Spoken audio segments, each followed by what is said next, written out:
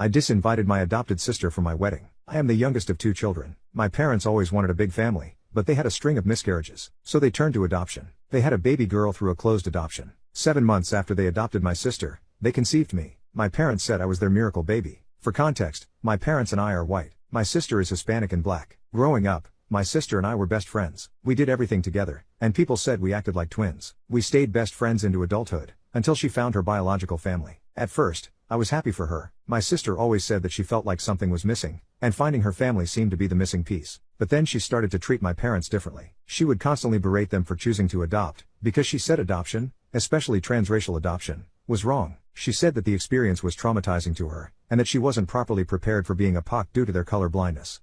I stayed out of it, because her relationship with my parents wasn't my business. But when she made my mom cry after a particularly cruel remark, I started distancing myself from her. For context, she said that they should have gotten therapy for their infertility, instead of becoming baby snatchers. Even though we weren't friends anymore, I couldn't imagine severing the relationship. And I definitely couldn't imagine disinviting her from my wedding. She was the one who introduced me to my fiancé after all. So I told myself that she was my sister no matter what, and kept her as my maid of honor. I changed my mind after she posted a picture of herself with her biological siblings. She captioned it, "It's been such a relief to find my real family. I finally feel like I'm home." I was beyond upset. I never, ever thought of her as anything less than my sister. But apparently, I was never a sister to her. I didn't trust myself to call her, so I sent a text. "Since you don't see me as your real sister, there's no reason for you and her boyfriend's name here to come to my wedding." I blocked her number after that. She blocked me on everything in response. Our mutual friends are telling me that she's calling me a racist. I don't think there's any way to come back from this. I'm heartbroken about losing my sister, and I'm heartbroken that I never had one in the first place.